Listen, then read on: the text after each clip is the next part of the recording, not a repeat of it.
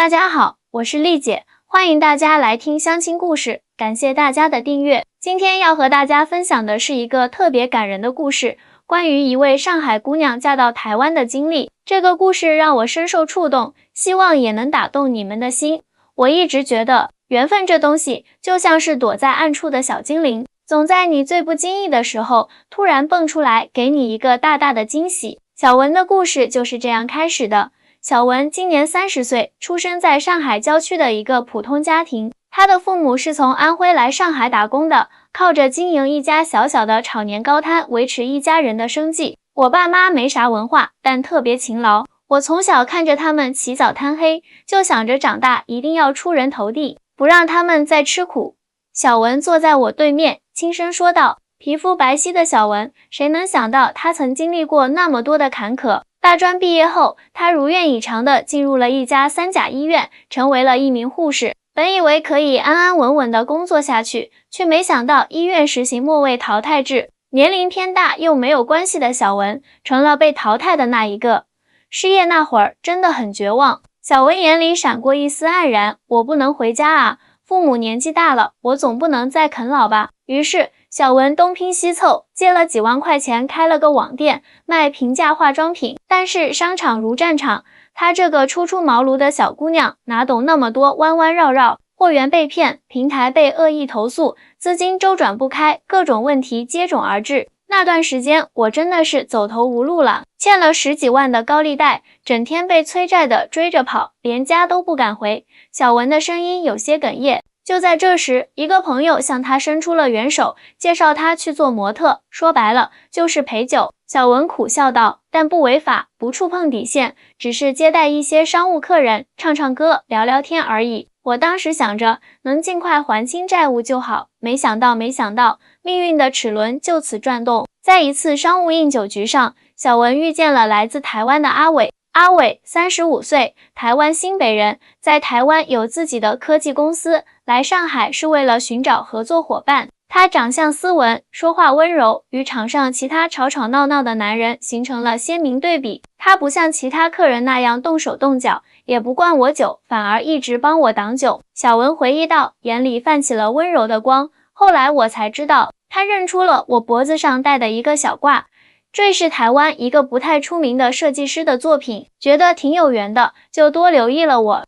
那天晚上的局结束后，阿伟礼貌地问小文要了联系方式，说有机会可以请他吃个饭，聊聊天。小文虽然有些犹豫，但还是给了。我当时也没想太多，就觉得他人还不错，而且小文不好意思地笑了笑。说实话，他看起来条件挺好的，要是能认识一下，说不定以后能有什么合作呢。毕竟我当时真的很需要钱。让小文没想到的是，阿伟第2天就发信息约他出来了，还是在一家很有名的台湾菜餐厅。我去的时候还特地化了个精致的妆，想着可能又是什么饭局，结果去了才发现，就他一个人安安静静地坐在那里等我。小文说到这里，脸上露出了幸福的微笑。那顿饭他们聊了很多，阿伟告诉小文，他的公司主要做半导体相关的技术开发，在台湾算是小有名气。他爱好广泛，喜欢摄影、登山、品茶，还会弹吉他。他说话的时候眼睛里有光，让人感觉特别真诚。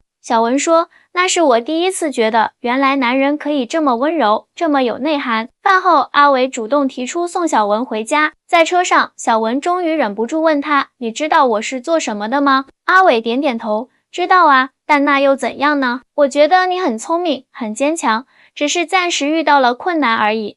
这句话直接击中了小文的心。多久了，没有人这样真诚地对待他，看到他的优点，而不是用有色眼镜评判他。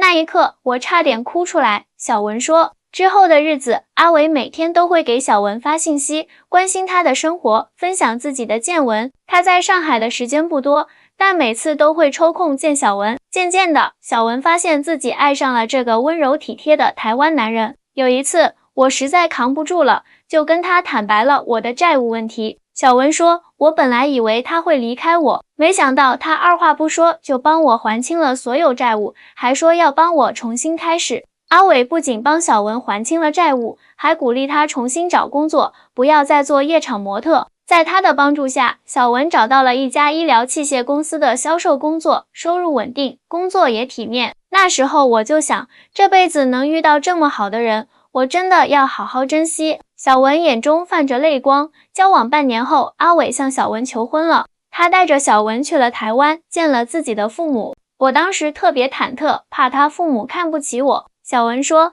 毕竟我的条件背景和阿伟差距那么大，但出乎小文意料的是，阿伟的父母对他特别温和，完全没有他想象中的刁难，特别是阿伟的妈妈一直拉着他的手，叫他乖女儿。我真的特别感动，那是我第一次感受到什么叫做家的温暖。小文说，就这样，小文和阿伟在双方父母的祝福下举办了婚礼。婚后，他们决定先在台湾生活一段时间，等公司的上海分部稳定后，再考虑回上海发展。本以为从此就能过上幸福美满的生活，但是婚后的第一天，小文就遇到了让他崩溃的事情。那天早上，阿伟一大早就出门去公司了，留下小文和公婆在家。吃过早饭后，婆婆开始收拾餐桌，小文主动提出要帮忙洗碗。我婆婆说不用了，让我坐着休息就好。但我觉得不能太懒散，就坚持要洗。小文回忆道，就在小文拿起碗准备洗的时候，婆婆突然说了一句，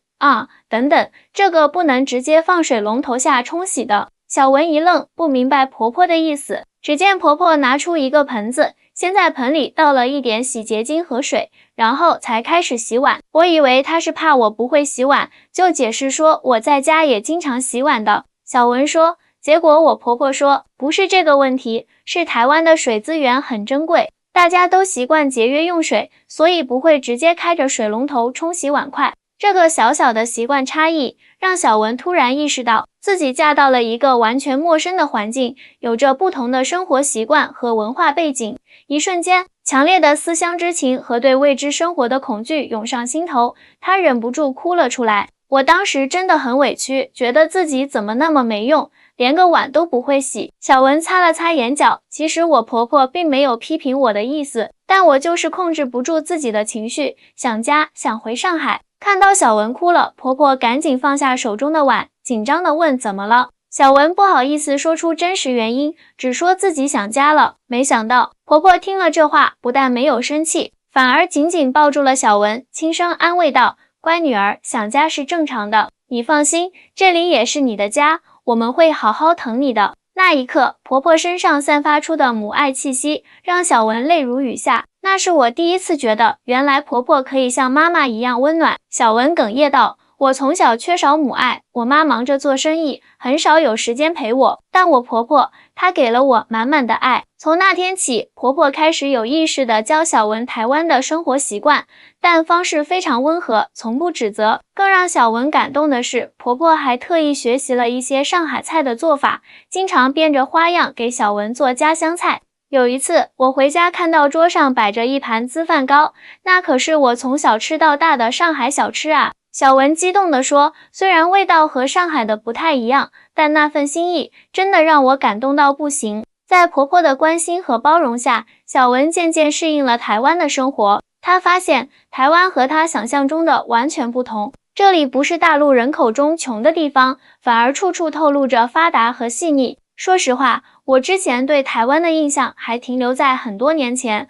小文不好意思地说，我以为台湾比较落后，结果来了才发现，这里的生活质量真的很高。台北的街道干净整洁，公共设施完善，便利商店遍布各个角落，医疗保障体系完善，人们的素质普遍较高。特别是台北的捷运系统准时、干净、高效，让小文印象深刻。最让我惊讶的是，台湾人的环保意识真的超强。小文感叹道，垃圾分类特别细致，资源回收做得特别好。我刚来的时候总是分错，婆婆就很耐心地教我。小文慢慢发现，正是这些看似麻烦的生活习惯，造就了台湾社会的和谐与美好。节约用水、垃圾分类、公共场所的秩序维护，这些都是台湾社会长期发展形成的文明习惯。我婆婆常说，有志无米，零零碌碌，台湾俗语，意思是有志气没饭吃，肚子咕咕叫。这句话让我明白了台湾人坚韧的生存智慧。小文说，尽管资源有限，但台湾人通过智慧和勤劳，创造了令人羡慕的生活品质。阿伟的家住在新北市的一个小区里，房子虽然不是特别大，但收拾得干净整洁，处处体现着主人的品味。家里的装修风格简约大方，没有过多华丽的装饰，但每一件家具，每一个摆设都透露着精心挑选的痕迹。我公公是退休的中学老师，婆婆曾经是银行职员，他们的收入在台湾属于中等偏上，生活过得很精致。小文说，他们特别注重生活品质，喜欢喝茶、听音乐、种花，平时的穿着打扮也很讲究，虽然不是名牌，但很有品味。阿伟的父母平时生活简朴，但在教育和医疗上的投入却从不吝啬。阿伟从小就接受了很好的教育，大学毕业后还出国深造了2年。家里的书架上摆满了各种书籍，从文学、历史到科技、艺术，应有尽有。我公公特别喜欢给我讲台湾的历史和文化，还带我去了很多博物馆和历史景点。小文说，通过他的讲解，我对台湾有了更深入的了解，也更加尊重这片土地和这里的人民。随着时间的推移，小文不仅适应了台湾的生活，还逐渐融入了当地社会。在婆婆的介绍下，她认识了不少邻居和婆婆的朋友，大家对这个来自上海的媳妇都很友善。最开始因为口音问题，有时候会闹一些笑话。小文笑着说，有一次我想说这个很好吃，结果发音不标准，变成了这个很好笑，大家都笑得前仰后合，但没有人嘲笑我，反而很耐心地教我正确的说法。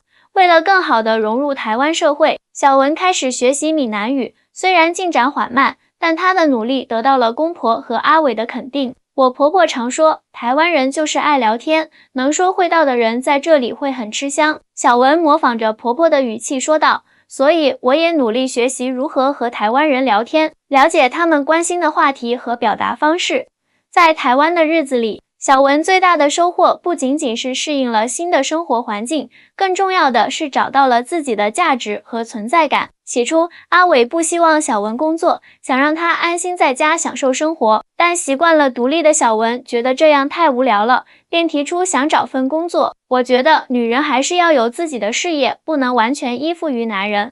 小文坚定地说，再说了，我之前在医院工作过，有护理经验，这些技能不能浪费啊。在阿伟的支持下，小文开始在台北寻找工作机会。考虑到她的背景和经验，阿伟建议她可以尝试应聘医美诊所或者健康管理中心。台湾的医美行业很发达，对专业人才的需求量大。阿伟告诉小文，而且你皮肤那么好，形象又佳，很适合这个行业。经过几轮面试，小文最终在台北一家知名的医美中心找到了工作，担任皮肤管理顾问。这份工作不仅能够发挥她的专业知识，还能满足她对美的追求。我真的特别喜欢这份工作。小文兴奋地说，台湾的医美技术很先进，我接触到了很多新知识和新技术，每天都有新的收获。工作之余，小文还利用自己的经验和专业知识，开始在社交平台分享护肤和美容知识，慢慢积累了一批粉丝。我发现台湾人特别爱美，对护肤和医美的需求很大。小文说，而我正好可以结合大陆和台湾的护肤理念和方法，给大家提供一些不一样的建议。随着小文的分享越来越受欢迎，她甚至接到了一些品牌的合作邀请，开始为一些台湾本土的护肤品牌做推广，这是我没想到的惊喜。小文笑着说，我终于找到了自己的价值所在，不再是那个迷茫无助的小女孩了。在事业有所起色的同时，小文和阿伟的感情也越来越深厚。阿伟不仅支持小文的工作，还经常帮她拍摄视频和照片，为她的社交平台提供专业的内容支持。阿伟真的是我的贵人，如果没有他，我不知道现在会是什么样子。小文感激地说，他不仅给了我爱，还给了我信心和力量，让我重新找回了自我。就在小文以为生活会一直这样平静美好的延续下去时，一个意外的消息打破了这份宁静。小文的父亲突发脑溢血，被紧急送进了医院。接到这个消息的小文心急如焚，立刻想回上海看望父亲。我当时真的很崩溃，因为我爸爸从来没有生过大病，这次突然这样，我特别担心。小文眼中含着泪水，而且我是独生女，一想到爸妈在上海无人照顾，我就特别自责。阿伟得知这个消息后，二话不说，立刻帮小文订了最早的飞机票，并表示要和他一起回上海。阿伟说：“你爸爸就是我爸爸，他生病了，我们当然要一起去看望。”小文感动地说：“那一刻，我真的特别感谢老天爷，让我遇到了这么好的丈夫。”更让小文没想到的是，婆婆知道这件事后，也坚持要和他们一起去上海。我婆婆说，她要去当面感谢我的父母，把我养育成这么好的姑娘，也想亲自照顾一下生病的亲家。小文说到这里，眼泪再次流了下来，我真的被感动坏了。就这样，小文带着阿伟和婆婆回到了阔别已久的上海。看到自己日思夜想的父母，小文忍不住扑进妈妈的怀里，大哭起来。小文的父亲已经转危为安，但需要长时间的康复治疗。小文和母亲分担照顾父亲的责任，而阿伟和婆婆则主动承担起了买菜、做饭和打扫卫生的工作。我婆婆特别能干，一下飞机就钻进厨房，张罗着给我爸做营养餐。小文说，她还教我妈台湾的一些养生方法，两个人很快就成了无话不谈的好姐妹。阿伟则负责带小文父亲去医院做康复治疗，陪他聊天解闷。尽管有语言和文化的差异，但阿伟的真诚和耐心还是赢得了岳父的喜爱。我爸后来告诉我，阿伟是个有担当的男人，让我跟着他不会吃亏。小文骄傲地说，这可是我爸难得的夸奖啊。在上海的这段时间，小文带着阿伟和婆婆游览了上海的各个角落，让他们更多的了解自己的家乡。而阿伟和婆婆也通过实际行动，向小文的父母展示了他们的诚意和爱心。我妈后来偷偷跟我说，她这辈子都没想到女婿和亲家母能这么好，让她特别放心我嫁到台湾。小文笑着说，她还说，以后她和我爸身体好了，一定要去台湾看看，看看是什么样的地方能培养出这么好的人。经过2个月的精心照顾，小文的父亲康复得不错，已经可以下床活动了。在确认父亲的情况稳定后，小文和阿伟、婆婆准备返回台湾。临走前，小文的母亲拉着她的手，眼含热泪地说，女儿，这次你爸生病，多亏了你婆婆和阿伟，妈妈现在终于放心了，知道你在台湾过得好，有人疼你爱你。小文紧紧抱住母亲，心中满是感激和幸福。